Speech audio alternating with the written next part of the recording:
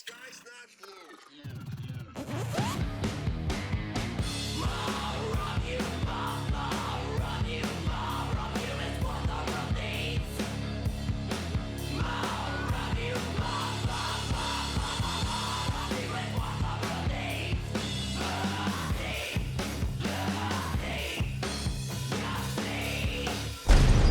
You need to understand that when the time comes, I'm going to be taking over. Welcome back to the Cult House Podcast. I am your host, the Scholar of Spite and the Saturday Night Delight, Roger Riddell. Joining me today, his name's McDaniels. It's not McDonald's. These rhymes are Darryl's. The burgers are Ronald's. He is the king of devastating mic control, Darryl DMC McDaniels. How are you doing today, Darryl? Very, very good. What's happening? What's good? Not much. It's an honor to have you on the show. I mean, it's Thank you. You helped pioneer an entire culture into the mainstream, which is just kind of like, is it mind-blowing for you to wrap your head around that? Yes, because it's the word is inconceivable, right? It's like who would have thought?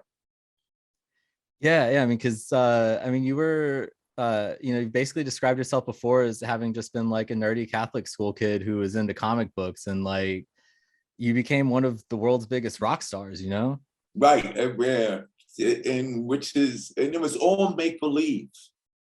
I guess the reason why I don't think about it like other people, like some people say, I'm gonna do this to get rich, I'm gonna do this. For me, it wasn't even that. It was like the music thing was me pretending to be like Melly Mel, Bo D, and Grandmaster Caz.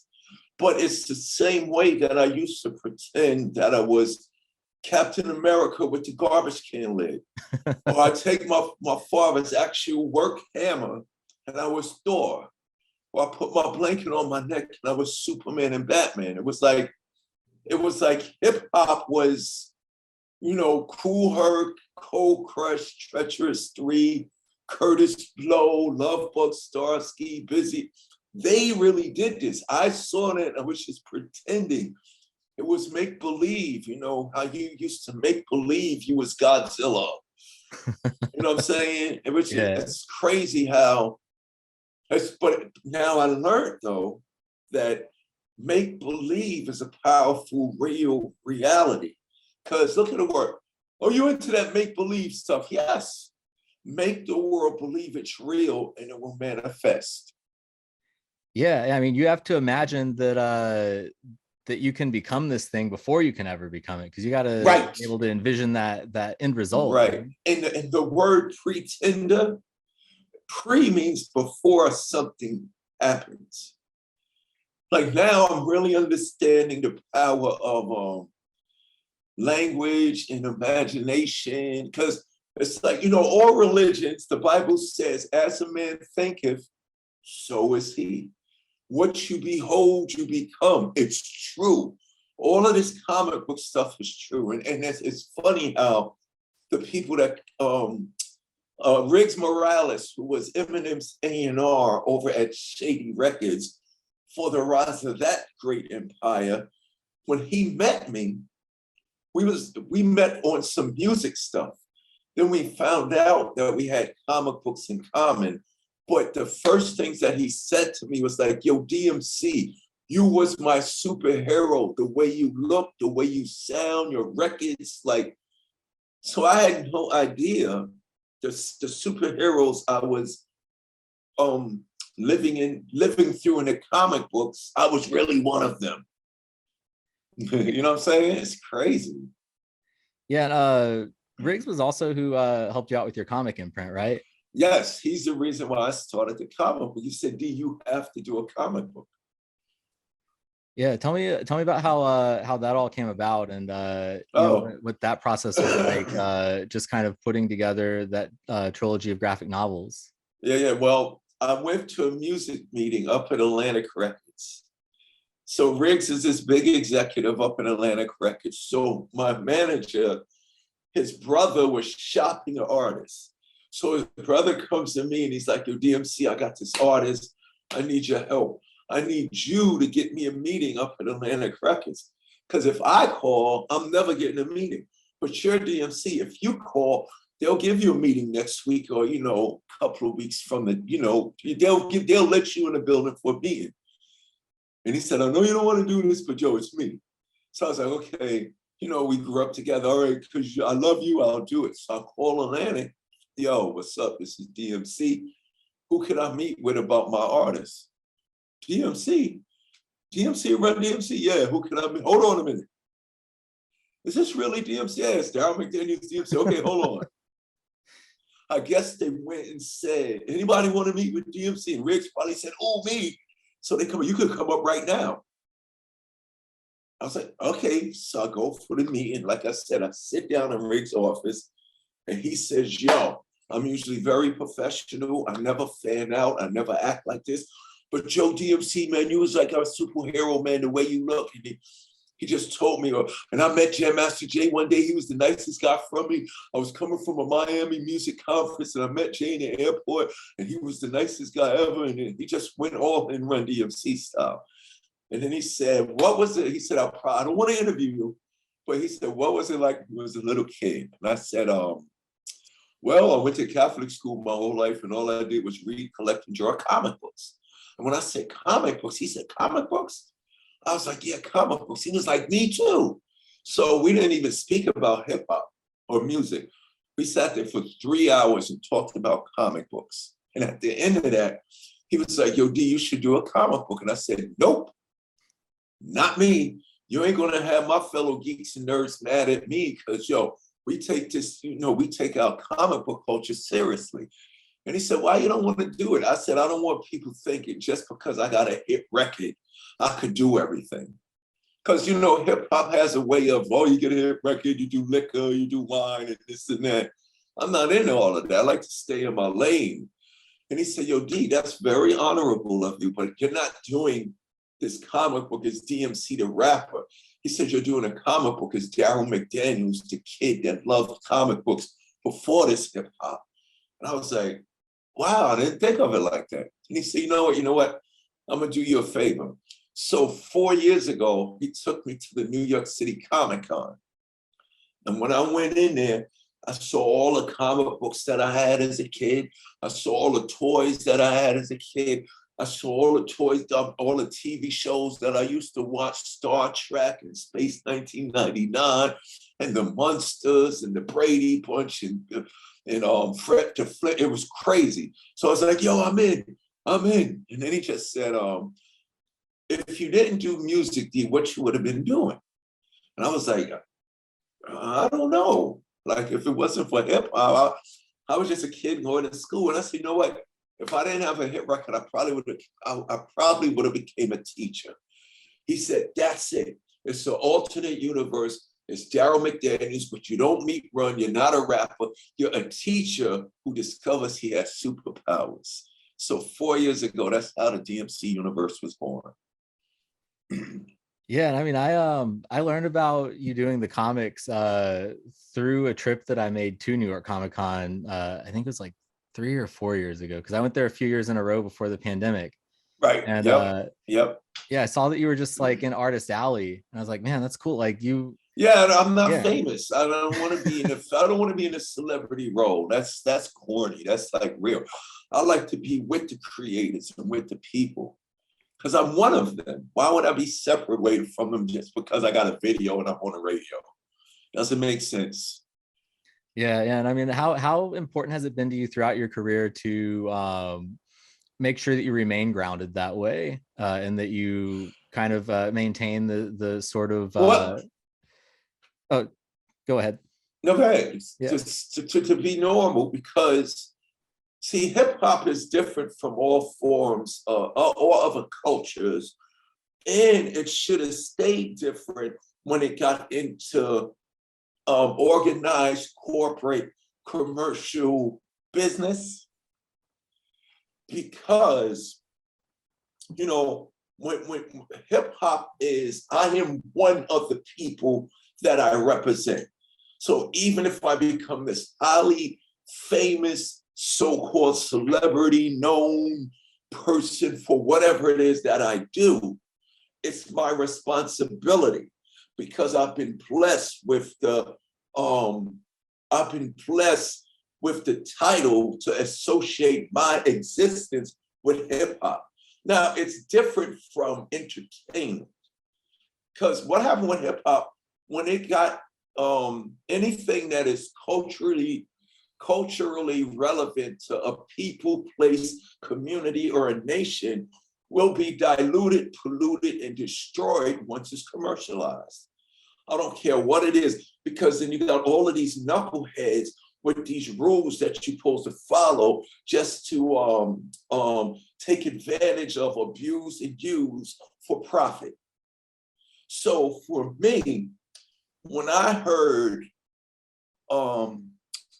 the Treacherous 3, when I heard the Fear, I'm talking about before Rap is the Light, before Rap Records was made. When I heard the Cold Crush, when I heard Spoonie G, when I heard Africa Bambaataa and the Zulu Nation and the Jazzy Five and Red Alert and DJ Jazzy J, even though they were the celebrities of the streets in New York, there was always somewhere they were reachable, understandable, and approachable, which meant even if they get $1 billion, they still able to sit there the same way the person who is working a 9-to-5 is, because that's the power. Even when you get to the point of you got videos and stuff, videos, and when you get the so-called fame thing, which is a man-made concept of saying these people are doing better than everybody else. No, that's not true. So for me, it's the responsibility that comes with being able to say you're hip hop, to be a DJ, or to be an MC, or to make records and all of that, which means I am a representative of a community of people. So don't put me here, because if you put me here, then you got to put everybody else there, which a lot of corporate entities are scared of, which means you got to write more checks. There's certain things that you got to do to be part of me. When you get famous, when you get so-called fame and you sign or affiliate yourself with these organizations outside of hip hop, everything that blessed you to be in that position to put for everybody is forgotten about. So me, I'm not the one to forget it. You know what I'm saying? Because it's responsibility. And what I mean by that is a lot of rappers say, when it comes to violence and negativity in hip hop that is exploited, reproduced, manufactured, and produced over and over. Over the years, I would hear rappers say, they don't go after Arnold Schwarzenegger and Bruce Willis for the violent movies. So if you're going to use that, if you're going to use that lame excuse, motherfucker, get out of hip hop and go be an actor. If you want to say that, then go. You can't say that with hip hop, because we dictate how you walk, how you talk, what you wear, what you smoke, what you try. We dictate everything about life, and none of the records now are dictating positivity, transformation, and live. Everything that is dominant in our hip hop culture is the reason, in the music business of hip hop, the dominant concepts, ideas, and images is the very reason why we created hip hop in the first place to go against. But you see it's being exploited. You don't hear records on a mainstream radio 24 hours a day, like from groups like Public Enemy. Or you don't hear self-destruction and You Must Learn from rappers like KRS-One. You're not hearing Brand Nubian type De La Soul, Run-DMC. LL Cool J made records around praising the women. Now every record on the radio is record, bitch, hoe.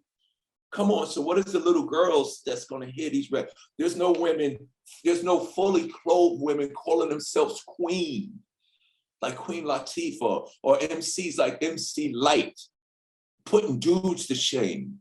There's no Moni Loves lyrically slaying everybody, making the dudes write better shit. You know what I'm saying? So to answer your question, it's like Darryl, who was now put to the forefront of this hip hop culture. It's not just about my greatness. It's about the greatness of all of them boys and girls from the streets of every city, which is what Zulu Nation did when they came along. A street gang now turned into an entity that's not going to fight, sell drugs, and destroy our cities. We're going to look inside of ourselves and use our creativity to change the conditions that the politicians and the community leaders can't for the last 300 years. So I got to be the very thing. I got to be what people want, and I got to be the actual thing that we said we created this hip hop for. Because when you get into Hollywood and when you get rich and famous and celebrity, you're supposed to play by their rules. And that's what they're scared of. Hip hop coming in to all, coming into entertainment, coming into media, coming into education, and coming into the political arenas and changing everything up. So I gotta be the change that everybody needs now. Yeah. I mean, like your all's lyrics were always super positive, and they were you were always building each other up in your lyrics. It's kind of like an Ali or like a Ric Flair like wrestling promo almost. And 100%. bragging about I love it. all the stuff that you can do. 100%. Now, and that's true. And you got to understand, I speak at a lot of high schools and middle schools, and I speak at elementary schools now because I got a children's book. I mean, I'm speaking to kindergarten and fifth graders. Like, yo, what's up, y'all? And they speaking back to me. We having dialogue and Q&A. But it's funny that you said that. When I first started speaking at high schools about 20 years ago, one kid thought he was smart, was like, yo, DMC, y'all were very materialistic too. And I said, you're right. And I love the young people because they'll call you out in a minute. I said, yeah, but the difference between my young generation and your young generation is all you'll do is tell me about your chain and your car over and over and over. If you look at everybody in my era who made a record that was materialistic, we only made one. We didn't have to keep repeating. I made one song about Adidas, and not only, it wasn't about me having more money in Adidas than y'all. My song about Adidas changed the opportunities for all the people from my community. The first non-athletic entity to receive a major endorsement from a sports apparel company. No curl, no braids, PZ heads still get paid. I am the reason why Yeezys can get made. But y'all dudes, y'all pumping, y'all talking Gucci and Louis and Prada over and over and over and over and over, so we could feel and you could feel about how good you are. You know what I'm saying? Yeah. When I remember Killer Mike said, man, when we saw y'all guys, y'all didn't point at your watches. Y'all didn't take pictures in front of your cars. Y'all pointed at yourselves when y'all took your pictures. Like, I'm the valuable thing. So I was explaining to the kid, you put in your personal value, and everybody in this current generation is the money, this makes you something. No, we didn't have to show money. The money's coming because of me. And that's the whole different, you know what I'm saying? But we talk, Run said, I got a big long caddy just like a Seville. Right? We had all that materialistic stuff, but we only mentioned it once. And then we didn't have to tell you on every record. And when you saw us, I didn't even care about, when we walked the red carpet at the MTV Awards, none of the media would say, DMC, where'd you get your chain from? DMC, who styled you? DMC, what you driving? They never asked it that. They would say, why are you young people writing the songs that you're writing and making the music that you're making? For us, it was always about our art. When you sat down with Eric B. and Rakim with the Dapper Dan suits and the big ass chains, and they had Rolls Royces, go back and look at Rakim's history. Nobody never sat there and said, Rakim, who's your stylist? Where'd you get your diamonds from? How many Rolls? They never said, Rakim, why are you saying that? Because we are the value. You know what I'm saying? So we always knew that's the way we got to keep. That's how I impressed the 16-year-old kid. I'm 18 too. And now there's no such thing as a generation gap. It's an information gap. When I was 16 years old and my brother and my cousins who were 18 were in the room with me, I was in the room with 18-year-old people who was going to show me something of maturity. So if I'm hanging around them at 16, seeing their maturity, when I'm 18, I'm highly evolved. So now I'm on the microphone spitting 18-year-old stuff at 17, and 17 and younger is hearing me. So if it's a 9-year-old boy or girl hearing DMC and Run say all that stuff at 9, by the time they 16, they highly evolved. See, hip hop used to do this. Now it's just doing this. Everybody's doing it, but we ain't growing. Bank accounts is growing, but communities ain't no more. We ain't put education, positivity. You know, look at Juice WRLD, Mac Miller, all of these people dying. This generation ain't constantly, every record coming out should be addressing Mac Miller, Juice WRLD dying, because that's how we did it. You know what I'm saying? We didn't just make records and then go back to the normal thing. We kept going, don't shoot. Yes, we shoot, I'm in jail, you don't have to be there. We kept that going on. So that's what made us powerful. I was just telling this kid, yo, don't look at me at 40, because I changed the world when I was 18. I changed the world in before some of your favorite rappers even reached their 20s. Yeah, they rich and famous, but what are they changing for y'all? We changed Run-DMC came along, and you ain't got to rap, you ain't got to know nothing. You could be something. Everybody from Wall Street to corporate America to movies, film, playwrights. I'm talking about Asians, Black people, Puerto Ricans, Latino people, Jewish people. Yo, because of y'all, I'm something. You know what I'm saying? So that's why hip hop is just doing this now. It's everywhere in the world, but it's not doing this. We ain't taking over fashion no more. We just participating in wearing other people's clothes. But what is it doing for the individual in the clothes? And that's what the record companies don't understand about hip hop. Because they're making all this money off it, but their sons and daughters don't gotta, when the show is over, they go to Hollywood, they go to those mansions. They go to those offices. Everybody in that audience go back to their 9-to-5 life. So it's our duty to represent the thing that could change it. Take your piano lessons. You could play at Carnegie Hall. Take ballet. All you dudes put on a tutu, take ballet, because then you could go dance with Missy. You know what I'm saying? The number one Black ballerina in New York City. We don't see those possibilities anymore. Yeah. I mean, it's like ultimately the difference between allowing yourself to be the vehicle to promote products versus recognizing that you are what's valuable in the equation. I mean, like the first rhyme is basically about going to St. John's University. Right, exactly. And my Adidas. Walk through concert doors and roam all over Coliseum floors. From the streets of the university, on the steps of a famous university. We took the beat from the street and put it on TV. I'm from the corner, but look where I went from the corner, and I left the doors open for y'all to follow. So it's just all about that the learning process that comes with the experience. You know what I'm saying? I'm DMC and a place to be I go to since kindergarten. So I say that rhyme so I can let people know it's a journey. It didn't happen overnight. From kindergarten, now I made it to college. Now I got the opportunity to come out and get on this mic. I can do everything that I did from kindergarten, everything I did in school from kindergarten to 12th grade, I can now do in the world. You know what I'm saying? And not telling, we Run-DMC, we never said you're wrong for being in a gang or selling drugs. We ain't even hate on you like that. We just showed you the other possibilities. And you figured it out yourself.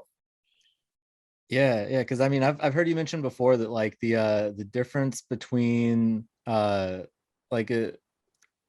weren't gangster rap, but like the difference between like old school gangster rap and like modern gangster is that old school gangster was I did this, but you shouldn't do it. Yeah, exactly. Yeah, and that's what the gangsters in our neighborhood, the real gangsters don't say come join the gang. I'm talking about the real gangsters. The guys that kill, murder. No, they don't just kill and, you know what I'm saying? The gangsters nowadays pull out a gun and shoot. They shoot everybody except the target. Hitting little kids, hitting innocent bystanders. That shows that they don't have no skill or presence. But the real gangsters, I'm talking about the ones that knew they could never turn around. If they saw you, yo, little man, get off the corner. Yo, young girl, you shouldn't be up here. If they saw you had a smidgen of skill, talent, hope, and smarts to get off that corner, they didn't encourage you, yo, don't do that. It was like, yo, D, man, you don't need to be up here. That's what the gangsters told me. The pimps, all of that. No, yo, young buck, you got a great opportunity. Now you hear this music, you hear you see all our videos, they promoting it, and it with the young people, it's a self-esteem issue. They think if I'm not that, I'm not down. I remember one time I went for a movie audition, and the lady didn't know. She heard of Run-DMC, but she didn't know Run-DMC. So she just knew Run-DMC's a rap group, but she was equating it with the concept of what a rapper is today. Tattoos, a bunch of jewelry, and a big entourage smoking weed and drinking. So I walk in there, I ain't got no jewelry on, I ain't even got a watch on. You know, I don't need a watch, it's time everywhere, it's time on my phone. So I sit down and she says to me, oh, so you're the rapper DMC, where's your entourage and where's your gold chains? And then the young girl, the assistant at the agent meeting, was embarrassed. I said, no. Here's an opportunity for me to educate somebody and explain to you, I've been in the music business 37 years old. I never been to jail, this and that. So she kind of like what? And then she heard the Walk This Way record. And that's what Aerosmith, like, it was the craziest thing ever. So every opportunity that I get to show, every opportunity that I get to remove the stereotypical labels that's put on young people, you know what I'm saying? Like with the comic books, I'm the greatest rapper in hip hop, whether you believe it or not, because all my inspiration comes from comic books. Son of Odin, son of Bifrost. Thor's the son of Odin.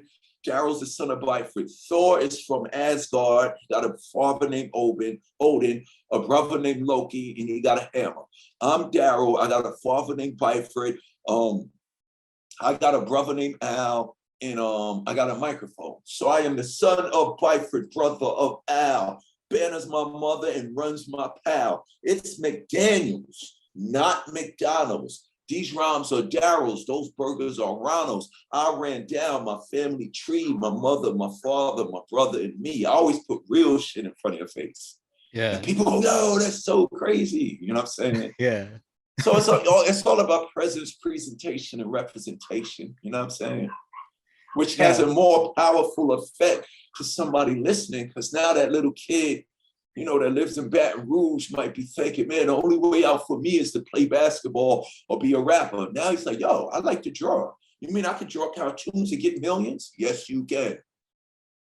That's what we need to be teaching these kids now. What is your talent? Do that. Yeah. I mean, and you mentioned Walk This Way with Aerosmith, and I know that on your mom's house a couple years ago, you told the story about how y'all had like no idea, you weren't familiar with like the band at all. You just knew that song is like number 4 on Toys in the Attic. It was a breakbeat. Yeah, but that like broke down the doors for so much stuff that happened afterwards, like Public Enemy and Anthrax, Bring the Noise, Ice-T collaborating with like Motorhead and Slayer, and then doing not just hip hop. What Run-DMC did literally changed music, talking about the way rock was perceived. Sum 41 in 1985. This crazy story. Sum 41. They performed at the Alternative Music Awards in Cleveland.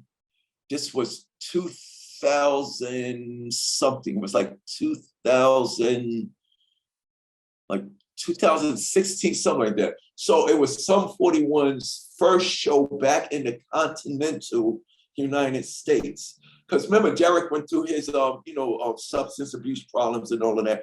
And Sum 41 was coming back to play America from Canada for the first time in like 10 years. So they asked him, yo, who do y'all want to collaborate with at this show? And they said, yo, we want to collaborate with DMC. And I was like, what? So I'm like, cool, I'm down, because I love playing with live bands. So usually, I don't care what band it is or what event it is, most people want to do Tricky or Walk This Way. because that's, those two songs they'll be around forever. But Sum 41 said, nah, man, we want to do King of Rock with you. And I was like, whoa, okay, whoa, yeah, I want to king there. Let's do that. And I said, why you want to do that? So Derek and said, yo, when we were little kids growing up in Canada, 1985, we saw the Run-DMC King of Rock video. That video is the reason why we started a band. Travis Barker, he comes up to me and says, yo, most people jump on the bandwagon with Walk This Way, but I was there since Rockbox. I heard Rockbox and knew I could be a rock star. Korn, Limp Bizkit, Rage Against the Machine, Cypress Hill, list goes on and on, all influenced by what Run-DMC was doing. Not that saying that because of us, they were doing it already. We let them know you could do it. We was the permission to do it. But I'm just saying, a lot of bands that we influenced didn't rap. They just rocked, which is crazy for me. But Walk This Way was the game changer because it broke down the walls of separation. When Steven Tyler took the mic stand and knocked down the wall in the video, that didn't just happen in the video, it happened in the world. And it changed the whole dynamic of, music globally. I mean, I've been to South Sudan, Africa, I've been to Moscow, I've been to played the Ukraine. So shout out to Russia, because there's good people in Russia, not knucklehead ass Putin. Played Moscow, sold out Red Square, outside concert. It was like 80,000 people. Naughty by Nature shirts, Public Enemy shirts, Beastie Boys shirts, Run-DMC. This is Russia. Yeah. Then in 1990, when Down with the King was out, it was like 95, 96. We went to Ukraine and played Ukraine. So we played globally, and everybody say, yo, what y'all did in Walk This Way when that wall came down, brought white people and black people together, hip hop and rock and roll together, the opportunity for music not to be labeled, you know what I'm saying? Gave black people the confidence to wear their Ozzy Osbourne shirt, and gave the white people confidence. I'm rocking Grandmaster Flash and I'm going to a metal show. So it broke down all the walls and misconceptions, which is what art is supposed to do. Yeah, because there's so much in common between both hip hop and like rock metal culture too. Like when I was in grad school, I was talking to my friend Maxell, who's like a big hip hop head, and like I'm a big metal head. Right. And it's like both cultures are really focused on like authenticity and like being real, being true to yourself, and are very quick to kind of shun anything that they think isn't in line with that. And so we don't like the fakeness. We don't like the fakeness, but the idea and entity of fakeness has been allowed to run rampant in hip hop. You know what I'm saying? Like, and a lot of people, the older people that say, yo, I don't know about this new music. I don't know about this new generation. I must be getting old. No, it's not that you're getting old. We were highly advanced young individuals, and our art showed that. You know what I'm saying? When I was writing rhymes at 16, 17, I wasn't trying to impress my friends. I wanted the educators and the adults and lawmakers to look at my little ass and say, young man, this is phenomenal. You know, I didn't care about my friends being impressed. And I didn't care if they didn't like me, because I had Mo D and Melly Mel and Kaz to listen to. So my world was perfect. But I knew I had a responsibility to represent what Mel and Kaz and Flash and Theodore and DJ Charlie Chase created for me. So I'm gonna keep that alive in this form so that we all can be elevated and not forgotten. Because it's almost like they'll forget about you when you're more valuable than everything in existence. And the powers that be that know that, they will try to make you irrelevant, when you're actually better than everything that's existing in a current generation. And we supposed to exist simultaneously. Like when you do metal, the metal band that's headline new, they're not gonna go on stage after Lemmy. They're gonna be like, yo, we know it's our time. No, we'll go on, we want Motorhead to close tonight. Because for them, there's nothing, you know what I'm saying? Yeah. So metal, and the similarities is metal and hip hop, we don't like bullshit. Yeah. But the business will allow a lot of bullshit to be front and center. Yeah. And you're still pioneering mixing genres today. through the dynamic musical collaborations and DMC and the Hellraisers. Tell me about those projects, because I know that you just put out a video a few months back for Ghetto Metal. Oh yeah, Ghetto. Well, I'm glad you brought that up. So everything that I just said, I could say it all day, and I've been saying it. I've been in music for 38 years. So I put Ghetto Metal out to show people what it is I've been talking about. So it started with Rockbox, 1984. We did Rockbox, just me and one rapping over rock, and it got us on MTV. That's 84. 1985, we did The King of Rock, which was us getting denied entry into the Rock and Roll Hall of Fame. And here's what's crazy. We got inducted in 2009, and I did not notice. The Rock and Roll Hall of Fame didn't start till 86. So when we did that video, the Rock and Roll Hall of Fame wasn't even in existence. So they said, D, this was prophetic. Y'all prophesied about the thing people would get mad at having y'all inducted in, and it didn't exist. But eventually we got in. And then in 86, we did Walk This Way and whatever. But the whole rock rap thing didn't start with Run-DMC. If you would have came to New York City in the early 70s, to rap from like 70 to 79, before Rappers Delight was a record, and you went to the Bronx, or you went to Harlem, or you went to New York City, and you saw a block party, or you went to a Kool Herc show, or you went to a Grandmaster Flash, or a Grand Wizard Theodore, and a Fantastic Five show, or you went to any DJ, DST, if you went to a DJ Hollywood, in the crates of records that all of these DJs had, the vinyl records, was James Brown break beats, funk breaks beats. When the world got tired of disco and threw disco out, we took those beats. Those things are worth a whole lot, because disco always had breaks where you could rhyme. But in those crates were rock records.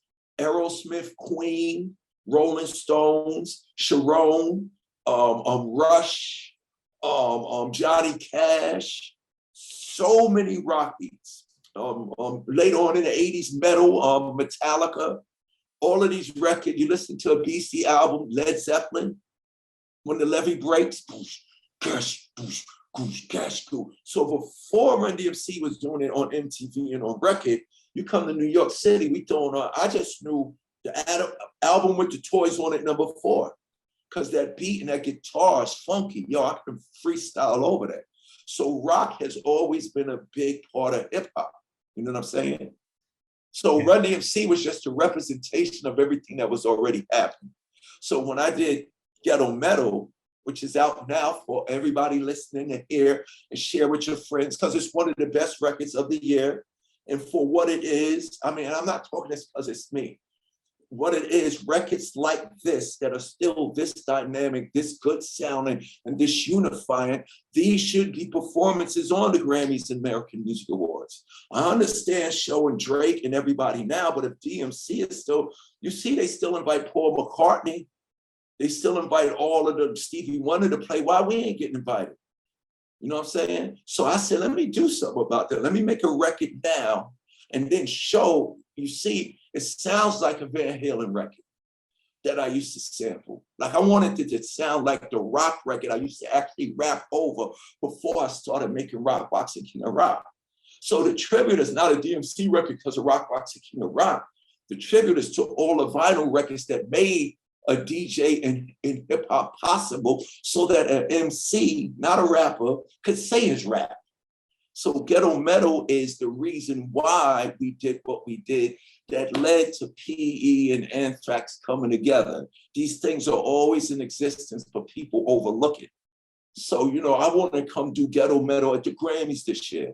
Don't give me an award. Let me just come rock that shit out, because I guarantee you, young and old will be happy.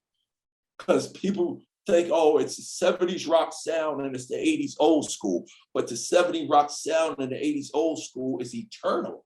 That thing will always be new. You know what I'm saying? The thing that makes it new is it's not trap, it's not current, it's not EDM, it's not that, it's that thing that everybody loves. I got 5-year-old kids that love it, and I got people that's 90 that love it. That's what it's about. So I did Ghetto Metal, Black people, white people, Ghetto Metal, guitars and shit together. Yeah, I mean, to your point too, like no one ever looks at the Beatles and says like that's that 60s rock sound. No, You it's all just are the like the Beatles. Beatles. You're the Beatles of hip hop. Yes, right. So now I'm at a point in my life, you're going to start treating me and paying me like Paul McCartney. Yeah. You know what I'm saying? And I'm serious. Yes. Oh, yeah. Put me on a show. Put me on every festival. Me and my band, we do Run-DMC songs. We do them live. I know you want to see Sucker MCs with a drum and a guitar playing as a riff. It's the most unifying, but it's not even about generations and time. It's about creativity. It's the funnest thing ever. So I did Ghetto Metal to show why I was able to do what I did in the music. It was because of Van Halen. It was because of Rush. It was because of the Beatles and Stones and Led Zeppelin. Yeah, and you mentioned earlier your children's book, Darryl's Dream. How did that come together, and what led you to pursue that? That wasn't even in the plan. That, man, hold up. How do I do this? You can still hear me, right? Yeah, I can still hear you. It's still record. My son's not in the room. He's my tech guy. Sometimes I'll be there and the sound go out. That wasn't even in the plan, Roger. What happened with that is when I'm not on the road or when I'm not touring, when I'm not performing, when I'm not at a Comic-Con, 95% what I do is I go to schools and speak. I go to high schools and I go to middle schools. So for like the past 15 years, I was just visiting schools, just talking about hip hop, what I did with Run-DMC, and my mental health and personal issues. So I've been doing that. I went to the high schools. They say, yo, you got to take this to the middle schools. So for the last couple of years, I was going to the middle schools, and all of the educators was like, yo, D. I was like, I know, I got to go speak at the elementary schools. And the same way I'm speaking to you is how I speak to these kindergarten and fifth graders. I don't go in there and go, hi, kids. I'm the first. I treat them like people. I go in and say, yo, what's up, yo? My name is Darryl McDaniels. I grew up in Hollis, Queens, New York. I wrote comic books. I was born. I go from the day I was born till now. And then I sit there and do Q&A with them. I mean, kindergarten kids. And it resonates with them. And they get a chance to express themselves. Because, she usually in class is so busy, staying within the rules. I let her, you can breathe, ask whatever you want, and they got the greatest questions. So what happened after visits to three elementary schools, the teachers was like, yo, you need to write a book. And once again, when I clicked the comic book, I was like, nope, I don't want to commercialize the goodness that I'm doing or profit off. They said, D, no, the reason why you're doing a book is you can reach so many kids without having to be there. But not saying when the book come out, you got to visit the kids that you send to school to like the whole thing. So the book came about when the parents, the teachers and the parents, because the parents would call after my visit and go, can I speak to the principal? What the hell is going on in the school? And the principal like, what? My daughter said DMC came to the school and spoke. And was like, yeah, he was in last week. What did he say to my son or daughter? I don't even know who this kid is. He's being polite now. She's doing her homework. Like, it was just a whole attitude change in the kids. So the teacher said, you need a book so that you can share that with everybody. Because I did the book for two reasons. I want the kids to see that they're okay just the way they are, especially in this age of social media and bullying. No, you're perfect to just your freckles, your funny hair, you know what I'm saying, the way your ears are shaped. Whatever it is about you that they're teasing you about, that's your superpower. And they go, how can you say that? Well, I was a kid. I got teased, bullied, and picked on because I wore glasses.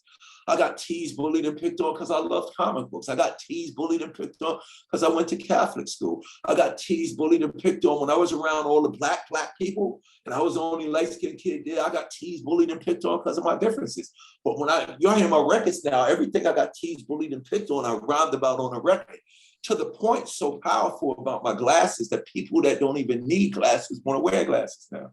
So the book wasn't in the plan. It came for a necessity to help assist parents and teachers. Yeah, because I mean that's important to have that message out there to kids, because so much of just like learning to socialize throughout school. It's even harder now. Even harder now. Because look, when we was growing up, peer pressure and bullies was always there. but we didn't have social media. So it's like I said earlier, Roger, it's more of a self-esteem issue with these kids. They're looking at social media and seeing, oh, if I'm not that, I'm worthless, which is not true. You ain't even gotta be what these rappers, like all you see on social media is the athletes and the entertainers. The same way we always see in Rihanna and Kanye and LeBron and Antonio Brown, like all we see is athletes and entertainers. The same way that we doing that, we need to start promoting more Black and female scientists and absolute. That's the thing that made hip hop so popular. Like even if you can't rap, DJ, breakdance, or do graffiti, hip hop will make you. I want to be a journalist. I want to be a director. Like hip hop I travel the world. Hip hop itself created so many careers. But now in social media, man, if I'm not as popular as Kanye West, I'm nobody. And that's what they think. So it's up to Kanye and us to say, no, what do you like to do? I would take tap dance lessons. You could be the next Sammy Davis Jr. You could be the next Dean Martin. It's like there's so many places that my culture's stuck in right now. It's just clothing and weed and liquor and rapping. And it hurts me to see that because we're so much bigger than that. You know what I'm saying?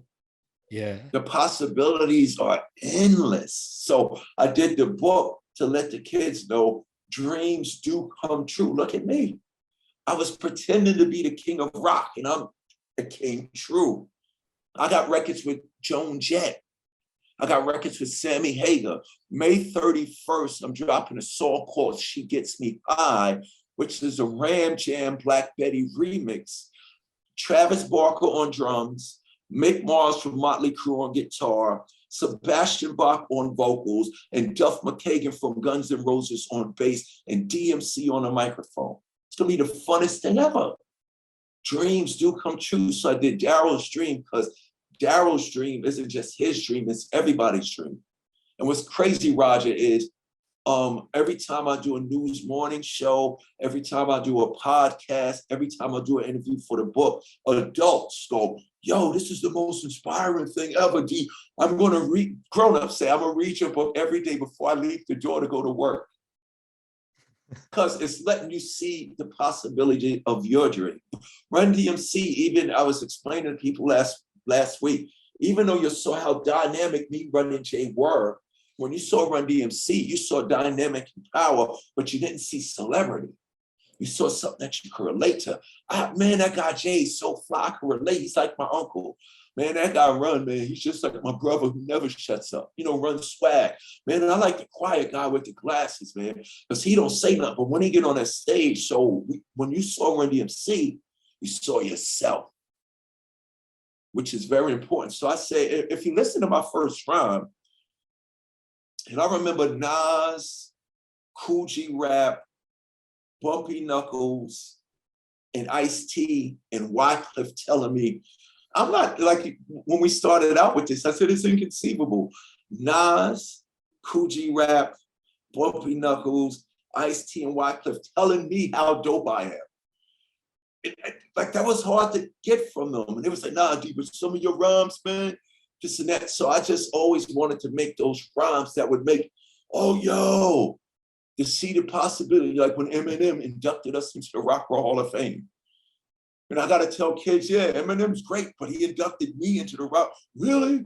Now these kids that love Eminem, that hate Run-DMC, now they want to be my friend. I said, Eminem did my rock and roll induction. Well, really? I said, go look at him on YouTube. And this is in school. I'll make them go look at it. And then they'll come back to me. Now they want to be my friend. It's all about being in that position. You know what I'm saying? The respect that I get from others becomes a responsibility that I must live up to. So like the reason why I bring that up, I got to work with all these people, and it's crazy, even from a hip hop tip, on the same record that's getting ready to come out, it's a song produced by Bumpy Knuckles. He's mostly known for slaying don't put Bump on a record with your favorite rapper, because he'll put him to shame. But Bump is also a great producer because he worked with some of the best in the game. Like he worked with DJ Premier and Gangstar. He worked with the Digging in the Crates crew. Like Bump is the top 10 lyricist, definitely. But he's also a great producer. So Bump, he gets around me and his imagination starts bugging out. Bump created a record. He produced a record called Me and My Microphone, featuring, check this out, Chuck D of Public Enemy, DMC from Run-DMC, Ice-T, and DJ Jazzy Jeff on the, not just pushing a button, Jazzy Jeff performing throughout the record. So just for me to be around all of these great people, you know what I'm saying? You know my the way I carry myself has to be at a high level. Because I'm with Sammy Hagar tomorrow and Ice-T the next day and Chuck the next day and Bump the next, like all across the board. So that's the thing where I want to show these kids, even if you don't rap, even if you don't play basketball, you can still have a career in the NBA. You know what I'm saying? A lot of these kids think if I'm not Denzel Washington, no, you can still have a career in Hollywood. There's the people that write the scripts. There's the people that produce the movies. There's the direct the movies. There's the people that got to work the camera. You know what I'm saying? So I want to show everybody the possibilities and the opportunities. Yeah. And a few years ago, you mentioned your personal struggles as well. You released a memoir called 10 Ways Not to Commit Suicide. Yeah. It was about the depression that you went through. Yeah, I was going to kill myself. Yeah. Alcoholic, suicidal, metaphysical, spiritual wreck. Now, all of those, now across the board, everything that anybody went through, low self-esteem, anxiety, suicidal thoughts, substance abuse, all of that, I had them all. But the thing that helped me is when I went to, the thing that helped me was when I went to rehab to stop drinking. That was the first step. That was a very important step. But when I went to rehab, I discovered therapy, which allowed me to just talk about what I was feeling. And to anybody out there listening, therapy is good because you can talk about being fucked up and don't feel ashamed or guilty about it. I'm not feeling good today. You know, I can't, if it's 100 degrees outside, I can't tell you don't feel hot, but I could bring you inside, give you some air conditioning and a cold drink. If it's 10 below zero outside and you're standing out there with no coat on, I can't say don't feel cold. So you can't tell nobody you shouldn't feel depressed, you shouldn't feel unhappy, you shouldn't feel suicidal, because that's the way they feel. When you allow them to talk about how they feel, you can find the who, what, where, when, and how that's making them feel like not living that way. Like when even in my book, being okay to talk about how you feel is good. I tell little kids, grown-ups are afraid. Grown-ups are scared, grown-ups are confused, grown-ups are anxious, grown-ups go through everything that y'all go through. So when a little kid says, I hate school, no, he hates something that's going on at school. You know what I'm saying? I don't want to live no more because my friend, oh no, I gotta make these kids understand, yo, your friend is the one with the problem. You busy following him or her and they got a problem. That's why you feel that way, because they're not talking about what they're going through. So my thing is, with the mental health issue, we can get rid of stigma by the greatest rapper ever in the history of hip hop, whether you believe it or not. Here's two of my greatest rhymes. If you remove guilt and shame, you remove the pain. Let me say that again. If you remove guilt and shame, I'm an anorexic, I'm an alcoholic, I'm a sex addict, I'm a gay. Don't feel guilty or ashamed about it, because we all got something. Everybody's messed up. It's a lot of people don't admit it. So when you say it, it makes you feel like you're a weirdo. So when I went through what I went through, I thought I was the only one in the world. I found out there's 1 trillion people in the world suffering what me and my fellow sufferers out there are suffering. So I want to give the person going through something, no matter how bad it is, to understand I'm right there with you too. You know what I'm saying? So remove guilt and shame and remove the pain. The other rhyme is, if you don't admit how you feel, whether good or bad, you never heal. If you don't admit how you feel, I'm fucked up, I'm suicidal. If you don't admit how you feel, whether good or bad, you never heal. By saying I'm suicidal, I'm anxious, that's the healing process. Because we celebrate people that say, I feel like $1 million today. I love him or her. I feel like I can take on the world. I'm Mr. Confident today. But we should celebrate when somebody says, I'm not feeling myself today. Yes, thank you for that, because that's power. Especially with dudes, especially with black dudes, especially with especially with dudes, especially with black dudes, especially with black dudes in hip hop. I'm vulnerable, I'm weak. When you admit that you're weak, scared, afraid, confused, and vulnerable, it's the most powerful thing you do. But the world perceives that as something that's not good. So I realized I was always rapping about how good it was for me. Christmas time in Hollis, Queens, mom's cooking chicken, and people love me. DMC, I had all of this enthusiasm. I found out I'm a million times more powerful as DMC, the mighty king of rock, who walked this way in his Adidas with Aerosmith, with Run-DMC, to tell the world how tricky it is in life. I realize I'm a million times more powerful when I admit I'm messed up. Because now somebody listening, seeing, or just in the room now realizes they ain't alone. You know what I'm saying? So it's important so the long story short, I would talk about what I was going through, and somebody said, D, I was like, I know I got to write a book. Somebody might need to read this. And it's nothing that's special about me. I'm going through the same thing that the CEO, from the CEOs of the world to the bus driver, man, woman, and let's not forget, look at all the young kids killing themselves. I got to go talk to middle school kids, and I sit there and we just talk about our emotions. Oh, because my mother did this to me, my brother did this. I said, it's okay to be mad. It's okay to be angry. It's okay to be frustrated. It's okay to really, because people are asking for permission to be what they feel without feeling ashamed, weirdo, or psycho. You know what I'm saying? So I was like, all right, that's another reason I'm the mighty king of rock. I'm a superhero. That's another villain for me to conquer. And you got to understand, look at Anthony Bourdain. A couple of weeks ago, the former Miss Universe and Miss America that jumped out the window. I was there. So one of my new records is coming out. I got a rap where I say, I'm sick and tired of the pain and the hurt. I do this for Chester, Chris, and Kurt. Chester from Lincoln Park, what did he do? Chris Cornell, what did he do? Kurt Cobain, what did he do? I'm sick and tired of the pain and the hurt. I do this for Chester, Chris, and Kurt. Death is appealing. So with death, I flirt because I tell the world how I feel and they say I'm a jerk. I'm not bugging. I'm struggling. All this guzzling and drinking is puzzling. So you know what I'm going to do? I'm going to stop hanging with Jack and Jim so I can fight in this battle to prove, not for me, to show you that we all can win. I'm going to stop hanging with Jack Daniels. I'm going to stop hanging with Jim Beam, Johnny Walker. We can't go on the walks no more. Something I had to do, smash them bottles and say, I don't need you no more. Not just for me, so I can show that person struggling with anorexia, gambling, sex addiction, meth addicts, coke addicts, and alcoholics, and weed heads. I'm living proof. Not just that hip hop is great. I'm living proof that you could beat and defeat whatever it is that you're going through.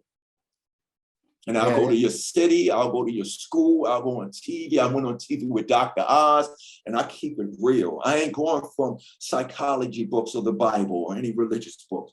I'm going from what the person, he or she, young or old, is going through.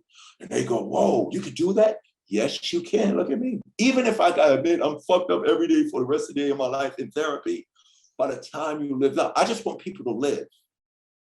You know what I'm saying? People give up. My thing is, if you gotta go to therapy every day for the rest of your life till you're 110 years old, it's a victory because you lived a full life. Some people like me, I wear contacts. I didn't give up just because my eyesight ain't 20/20. Some people have physical deformities. We can have emotional and mental deformities too. You know what I'm saying? That person that went to war, that person that was born that way, they didn't give up just because they got to be in a wheelchair. So why should we give up just because we need a crutch or a wheelchair for our mental? So I got to get people to look at it in a different way. And a lot of my stuff my therapist told me was therapy. Here's the mind-blowing thing, going back to the make believe and pretend. My therapist, she's told me that most of my powerful records started with I am. I'm DMC in the place that, regardless of what I was going through, it was me telling y'all in the I go, I'm the king of rap. I'm the microphone master. I'm the devastating mic controller DMC. And can't nobody mess around with me. I'm the king of rock, rap, and of rhyme. So in the midst of down with the king, walking, it's tricky to rock around. In the midst of me going through my troubles, I was still able to be who I am. I'm just a guy with struggles. Like, I can't look at you any different if you got a cold. I can't look at you any different if your back hurts, you going to the doctor. If you get a toothache, where you going? The dentist. So if you get a mind ache or a mind problem, go see somebody that deals with the mind, and it's all good. Yeah, I mean, to your earlier point, is a really good one. That, like, as men, like, we're told early on, you know, man up. Don't cry, man up, suck it up, you know. Yeah. When you're supposed to cry, the reason why you feel like crying is because you're supposed to. Yeah. Nobody never told us that. The men that can cry because it's supposed, you have emotions there, your emotions. I'm talking about, I go into juvenile detention centers and group homes, and I got to sit there with boys and girls who just the reason why they're fighting, cutting themselves, or abusing the drugs is because there's something emotionally and mentally going on with them. And I sit there with dudes and I go, yo, you can cry. And they look around like, yo, DMC, you could cry? And I'm like, yeah. And they'll start crying. And I'll be like, how do you feel? Yeah, I feel so good. And then I make them realize this feeling might come back tomorrow. But live through it. You know that you got it. Don't let it have you. And forget about the knuckleheads. If your friends gonna say, oh, he cries all the time, get a shirt. No, get when you get famous, get a diamond gold chain bigger than Diddy's that says, I cry all the time. I'm a man. What? And that'll shut everything down. Yeah. I mean, one of the upsides to the pandemic was that on my end of things, like, I know a lot of people had a lot of different, you know, struggles through the pandemic, but they were multiplied. Yeah, people were struggling everywhere. It was a wake-up call for 1 million people. Oh, you think you all right? Yeah, because I mean, I had the luck to be in a situation where I could look at, like, free time that I had because of everything that was going on, and eventually say, all right, let's use this time to, like, figure out what's going on and become better. Yeah. My first 3 days was crazy. The first 3 days of the pandemic, anxious. It's over. I'm going to perform because my whole job is with people. So my first 3 days, but then I realized I can still write rhymes just to write them. I'm not going to write a rhyme for a record. I can write a rhyme because I want to write a rhyme. And that felt good. One kid called me, yo, DMC, man, I'm going crazy, because he was used to routine. And routine is good for your mental. But when something breaks up your routine, start another one. So this kid's calling me, yo, I'm used to school, practice, coach, film room, this and that. What do I do? And I hit him with this, the easiest thing in the world. What did you do before you played high school basketball? Yeah, we would go to the park. Here's your answer, huh? Wake up every morning at 6 a.m. and do like Kobe. Go play in the park, even if it's by yourself, from 6 to 12 every day, and watch happen to you. At the end of the day, when everything does come back, when you do go back to practice, you'll be better than when you left. And then he said this to me, you can do that? Because he's thinking, because I'm in college now and I'm playing for Syracuse and this and that, I can't go back. No, what did you do before you did what you was doing? You know what I'm saying?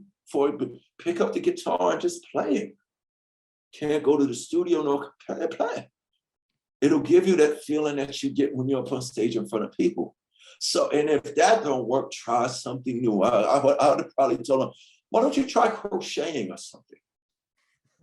Because you think, oh man, my whole thing is shook. This is a beautiful world out there. Like, I'm waiting for the metaverse to hit and everybody going in and having their avatars be them. That's when people should go outside. It's going to be less people out there. The earth is going to be greener. Because when the pandemic happened, everything got green and pollution went down.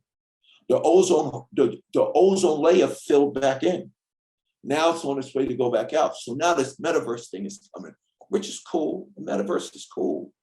But I'm not going to be in my house 365 days a year on this metaverse thing. I'm going to put something in the metaverse and I'm going outside. My concerts ain't going to be in the metaverse. Somebody called me. I said, no, I'll probably use it for a video too. We'll come to your avatar. And from now on, you don't have to. I want to go to Kansas City. I want to go to Kansas City. I want to go to Wichita. I want to go to Louisville. I want to go to London. So when it's metaverse stuff, everybody's going to go in there and play. I'm going to set up a lemonade stand outside and a stage, and rock, metal, and hip hop heads can come play outside, and then we can go back home and go to sleep. So what I'm trying to say is there's always an opportunity to take advantage of the very thing that'll get you to something even bigger in the midst of the adversities. But I got to admit, the first 3 days I was shook. I can't ride no more because my whole career is people. No more Comic-Cons. Yeah. I mean, that disruption is like especially hard for people like us who have like OCD, you know? Yes, yeah. When I went to rehab, I'm OCD, and I was diagnosed with suppressed emotions. That's why I was drinking. I go crazy. If this is not on the dresser pointing like that, if you come move it like that, I lose it. Give me a drink. But then the D said, no, just put it back. Yeah, no, I do the same stuff. Yeah, exactly. It's all about order and control. But what I'm trying to say is your OCD might not never go away. Take that control and put it into the very unknown. Yeah. Because you have it for a reason. You know what I'm saying? When you look at the Hulk, he got this curse, but it can do good. Every superhero has this. I'm watching. We had to stop watching it. It was family movie day, so we're watching the new Spider-Man, and Aunt May just died. Damn, I hope I ain't give it away. Oh no, I've seen it a few times. Okay. Yeah, right. So I've been on the road so much, so I'm watching it now. But remember, she told him before she died the same line that was in the other Spider-Man. With with a gift comes great responsibility. So let's not look at your affliction as a curse. You know what I'm saying? Okay, this feeling that I got is going to make me go drink. But what if I did that with the same, because it's all the same feeling. And I had one lady, she told me there's no such thing as unhappiness. I was like, what do you mean people get sad? She said, yeah, people get sad. But she hit me with this. Sadness is just a low level of happiness. A little bit. Because people want you to be here, but you ain't going to be here all the time. You know what I'm saying? Don't you get sleepy? If you eat, I'm hungry. When you eat, what happens? Your hunger goes away. So your OCD, you have it. The OCD makes me smoke meth. That OCD, okay, if you're going to smoke the meth, I'm going to try to get you to paint. It's because harmful behaviors in our communities, metal, showbiz, athletics. I mean, look at the businessman. He's a billionaire and he committed suicide. Yeah. So it shows you it doesn't discriminate. The richest person in the world killed himself. So obviously the money don't make you happy. But whatever it is that was making them happy, that unhappiness energy, they should have got away from the money for a minute, got away from the board meetings. Sometimes you have to get selfish and say, honey, because a lot of times you say in situations to please others. That's why you kind of messed up anyway. You worried about how people think. You got to be like, I got to go away for 2 years. I got to go to the Shaolin Temple. Why, honey? The kids, your kids, I love you. But if daddy doesn't do this, daddy might not be here. Y'all would rather have me away for 2-3 years to get myself so I could be here forever than stay here and in the second year kill myself. Because the thing that you're carrying is going to make you do something. You got to do something with it, which is what I talk about in my book, 10 Ways Not to Commit Suicide. Yeah. Yeah. And one of the kind of fascinating things to me, just based on like our interest in comic books, Mm-hmm. is that you growing up in New York, being a Marvel fan, you had that world right outside your window. And New York City. Yeah, and like comparatively, that whole thing is fascinating to me because for me, like growing up in Kentucky, as like a kid who was like sleeping on a sofa in like a single wide trailer, I'm just like, Yeah, New York City is like fairy tale land to me, you know, up until right, like I was in my 20s. right. I mean, Stan Lee was brilliant to do that. And you see, DC created Gotham and Metropolis so it could be like New York City. Yeah. But the beautiful thing about what Stan Lee was doing was every time I opened up a Marvel comic, I got a geography lesson about the place I lived in. So it was serving two purposes at the time. I learned about the Lower East Side, the LES. I learned about Harlem. I learned about 42nd Street. I learned about Manhattan. I learned about where does Spider-Man live? Queens. Queens. Where does DMC live? Queens. So it was all literally relevant to me. And the reason why you like comic books, or I speak about this all the time at the Comic Cons. You think the thing that you like, Powerpuff Girls, Star Trek, Marvel, DC, Warcraft, Harry Potter, we think that those things were made for us. They're here because of you, because you exist. That has to exist. And I say that at Comic Cons and they go, whoa. If you wasn't here, that wouldn't exist. They didn't make this and you became a fan of it. It exists because of you. And they go, whoa, I never thought about it like that. So no matter how messed up your home life is, no matter how messed up your knucklehead friends is, so what, the girl of your dreams don't like you. You can go home and read Harry Potter, motherfucker. Nirvana. Yeah. So when I said, we are products of pop culture. So the thing that you're attracted to is the thing that you invented with your existence and your thought and your energy. Stan Lee had to exist because Darryl was coming. Think about multiverses. Yeah. We'll be no hip hop, but I love rock first. Rock prepared me for hip hop. So when I started doing hip hop, I put rock in it and changed the world. That's why in the superheroes, I was attracted to Tony Stark's, Reed Richards, Professor X, Bruce Wayne, Peter Parker.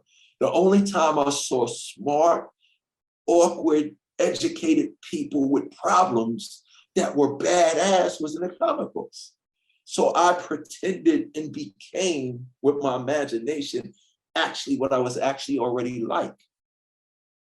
Yeah. So, I mean, similarly to that, I was like, into Peter Parker, Wolverine, Ben Grimm, and Bruce Wayne. Ben Grimm. Yeah.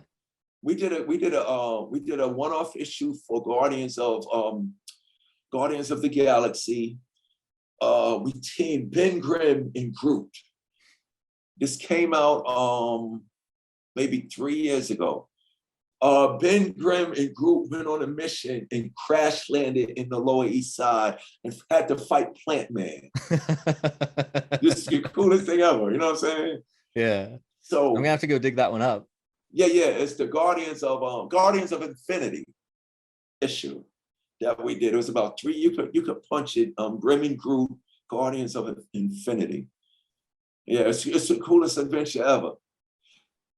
Yeah, yeah. But I mean, that's everything that is because you're here, and without you, that's why you can't commit suicide, because then Star Wars won't be fun without you being one of the fans with me. Like I had people with that, they go, "Oh, okay." Yeah. I mean, one of the things that you and I also briefly talked about it when we met at South by a few weeks ago. Was pro wrestling, and I think it was like 22 years ago now. Y'all got to do the theme song for DX. Like, what was that like? Amazing. But see, Run and Jay wasn't wrestling fans. Yeah. Before that, 1980, we did WrestleMania 5. We performed at WrestleMania 5 and we did DX, but that's because I'm a wrestling fan. So every time a wrestling opportunity came up, they knew he was a wrestling fan. Run and them just wanted to participate and stuff like that. But see, that goes to show you the one thing that you are that you're fanatical about is connected to so many other things. I mean, because look, if I wasn't DMC of Run-DMC, and if I wasn't the king of rock, I probably would have been a wrestler if I wasn't if I wasn't a teacher, if I didn't become a teacher like I did in the comic books in the alternate universe. My other alternate universe, DMC, is definitely a wrestler because I'm Hulk Hogan, Macho Man Randy Savage, Ric Flair, the Attitude Era. That's all me. Yeah. That's all me. So I've been read, but see, it goes deeper than that. When I was a young kid, it was Bruno Sammartino, Superstar Billy Graham, Ivan Putski. See, I know my stuff. Yeah. Did you get to go to the Garden back in the day? No, it was all in those. Remember those wrestling magazines, those ancient ones? There was like 50 wrestling. I collected them all along with my comic books. So for me, it was wrestling magazines, comic books, and kung fu movies like the Wu-Tang. Yeah. But I'm a huge wrestling fan. But I didn't participate on the DX record. I wasn't at those recording sessions because I was off somewhere thinking of killing myself. Yeah. That's why I'm not on the record. If you listen to the record, I don't rhyme on the record. Run and Jay had to go do it because they wanted the money, of course. And I got my share, but it was like, he's crazy right now, but we still gonna go do this for him. Yeah, because I know I went back and watched that like a week ago, and I was like, I don't know if I see D in this video. No, I was in my depression at the time. Yeah, my depression started 93. Yeah. How long did it take you to navigate all of that? Because I know that part 9 of that, years. Yeah. And now it's not a cure. I'm still dealing with it every day. Yeah. But I'm dealing it with in a way letting people know it's not like you're healed. I get sad still. I get confused. I get anxiety. I get afraid. But I just don't go drink. So the cure is I don't do the harmful behaviors anymore. But you're still gonna have the emotions. But now you understand I don't gotta go jump off the bridge because of this. You know what I'm saying? So when I was going through that, I don't want to rhyme. Hip hop sucks, rock sucks, everything sucks. And what manifests internally in your mind, in your heart, manifests physically. So in 1993, when we put out Down with the King, one of our biggest records ever, that shut everybody up in the industry that Run-DMC was old and over. Pete Rock produced Down. Thank you, Pete Rock. Pete Rock saved Run-DMC career like Run-DMC saved Aerosmith career. Thank you, Pete Rock. I had to say, it's funny, the same thing we did for Aerosmith, the reason why it happened is because it was going to happen to me a couple of years later. But in 93, when Down with the King and the Down with the King video came out, the very next day, I woke up suicidal and completely lost my voice, which was another reason why I wanted to kill myself, because now I can't do what I was put here to do. So God, I'm killing myself. But then I learned that even without a voice, it's still necessary for me to be here. So I wasn't on from, if you look at the whole Crown Royal out, I'm not on none of those records. Those are old vocals that Jay and Ron went back to find to make me part of it. And even if I did have the voice, I wouldn't have came to the studio anyway, because I was trying to figure out why I want to kill myself. What the hell is going on? But the reason why we did wrestling is because of me. I'd have probably been the wrestler. Just like the Ultimate Warrior, I would have been the devastating bike controller. And my act, I would have came out and bust rhymes and bust ass. It would have been crazy. Yeah. I started working out because of the Ravishing Rick Rude. Yeah, I started working out because of wrestling, really, because when I was in middle school, I wanted to be a pro wrestler, and everyone used to tell me all the time at the time that, like, oh, you're too small, you're too strong, you'll never be able to get that big. And then I got to where once I became an adult and I like understood that, oh, I can just like go to the gym and get big if I want to. I just like went out of my way to go do that just so I could prove to myself that I could have done that. Yep, But it was. Yep, exactly. It was an yeah, inspiration. Ravish and Rick Rude, and then Hulk Hogan for the Pythons. yeah, And then I wanted to be as acrobatic as Randy Savage. Those are like my three guys. But early on in my career, it was Bruno Sammartino and superstar Billy Graham, because Billy Graham was like ripped. yeah. My three guys are Bruno was a brute, and I love Mil Mascaras. Mil Mascaras with the mask back in the 60s and 70s. yeah, he was like one of the pioneering like luchadors in the US. Yeah, yeah. Yeah, my three guys were always Savage, Bret Hart, and Steve Austin. Stone Cold is the best. Yeah. Yeah. Yeah, but yeah, I know we've been talking for a while now. I don't want to take up too much of your time, but before we go, I'll come back on though. I'm gonna come back on when the Black Betty record drop. We gotta come back on it. So you're gonna be blown. Yeah. When Black Betty and me, myself, and my microphone drop, you're gonna love it. Yeah, we'll link up for that. The one other thing that I wanted to talk to you about was the Felix organization, because I know that that's your charity, and you were adopted when you were like a month old, and you didn't find out until you were like 35. Exactly. It was exactly like our superheroes that we love. Yeah. It was like, Clark, sit down. We need to tell you something. You're not really from here. You're one of us, and we love you, but you're not really from here. Oh, what do you mean, Mom? That happened to me. And that's what Riggs told me. After we started on the comic books, then he found that out about me, because I didn't talk about that in the meeting. He was like, yo, D, man, you really on some superhero shit. And I was like, what? He said, most superheroes are adopted or have a parent. You know, Peter Parker was raised by Aunt May. Batman lost his parents. Superman, you know, it's crazy. But when I was 35 years old, in the midst of my depression, I find out that I'm adopted. Like, you can't write this stuff. You know what I'm saying? He's depressed, he's gonna kill himself. Finds out he's adopted. Then after that, Jam Master Jay gets shot and killed. So imagine what my world was like. But I was 35 years old when I found out that I was adopted, thought I was all alone, until somebody who didn't know what to do for me, but they was just like, there's somebody I think that you should meet. So he introduced me to a lady named Sheila Jaffe, one of the hugest casting directors in Hollywood. If you want to know what she does, Sopranos, Entourage, Mark Wahlberg, John Travolta, enough said.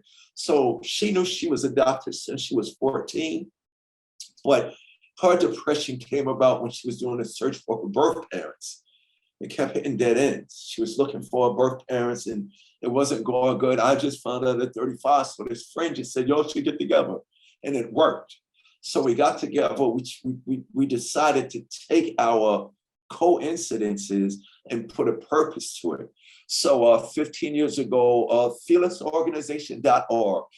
15 years ago, we started the Felix organization, Camp Felix, which is a sleepaway camp for 6 weeks. It costs $500 to send one kid to camp for a week. So FelixOrganization.org. And it's a life-changing experience because, you know, we foster kids and orphans, especially in these big cities, sometimes they don't leave the block. All they know is concrete. So we show them nature and the world outside of their hood. But while they're there, instead of waiting till they're 18 or 21 years old to age out of the foster care system, I think he was 7 years old. The kids get 7 to 17, 6 to 17, become a Camp Felix. While they're there, we ask, what is it that you want to be? I want to be a photographer. So while they're there at camp for that week, they'll get photography lessons. I want to be a dancer. They'll get dance lessons. I want to be a DJ. I'll bring Jam Master Jay's son, TJ Mizell, in and teach kids DJing. So whatever it is the kids want to be, for that week while at the camp, we give them the hands-on experience of that. So we started it 15 years ago, and it was actually to do the camp was the idea of our hold on. What's this?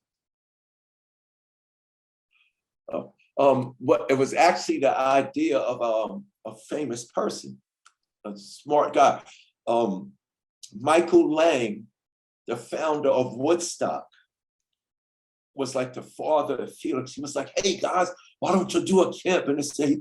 He passed away last year of cancer, but he was the guy that said, yo, let's bring these kids all together so that, number one, they can see other kids like them. Number two, give them a, when you go to sleepaway camp, you hate the first day you're there, but then when your parents come to get you, you don't want to leave. So you give them a life-changing experience, and you start nurturing who they are as a young person so that you can manifest that dream in their lives. You know what I'm saying? Yeah. So I love that. CampFelix.org. I mean, if the kids want to be an artist, we give them art lessons. Whatever it is that if they want to act, we bring actors that act, they get acting lessons. Yeah, because I mean it's so easy for kids in the system to just fall through the cracks. Yeah, exactly. So we just want to take up the slack. There's a million great stories of foster care. Let me say that. A billion of them. But there's also a billion bad stories of foster care. So we thought we could do something that will actually have an effect of taking away some of those bad situations, because they shouldn't exist in the first place. Yeah. And that's what we be doing so that we can, all of those little kids, Roger, the next great me and yous. So let's give them that opportunity now so that they say, wow, I can really do this. And thanks again for taking your time today to do this to do the show. Oh, no problem. I really appreciate I love the name of your show too. Yeah, sure. I wanted to just kind of focus on talking to people who've got like cult followings. So it's Right, I was trying to like plug into that, Well, I love it because a cult doesn't have to be a bad thing. Yeah. Yeah, that's what I tell people all the time. Yeah, like, exactly. It's the bad ones you hear about all the time, but there's plenty of good things out there that have cult followings that have brought a lot of light and joy to people's lives. Exactly. Yeah, exactly. Yeah. Yeah. Well, thank you for having me. Yeah, and we'll do this again sometime. And I'll be back. What is it? The song comes out May 31st. So I'll see you in April, in 2 months. Okay, yeah, I'll mid-May I'm moving to Chicago, but we'll link up sometime after that. Yeah, when you get established, hit me up. All right. So I know where you're at and you'll know where I'm at. Yeah. All right, everybody out there, go listen to Ghetto Metal. It's out now on YouTube. And then you could also listen to the title song from the album All These Singles Is Going On. It's called America. It's also on every streaming platform. It doesn't have a video, but it's the title song America from the vinyl LP America that'll have the Black Betty song with the Sammy Hagar, the Joan Jett, and the Chuck D, Ice-T, DMC, Jazzy Jeff record. So America, Ghetto Metal song and video, and I'll see y'all all in 2 months.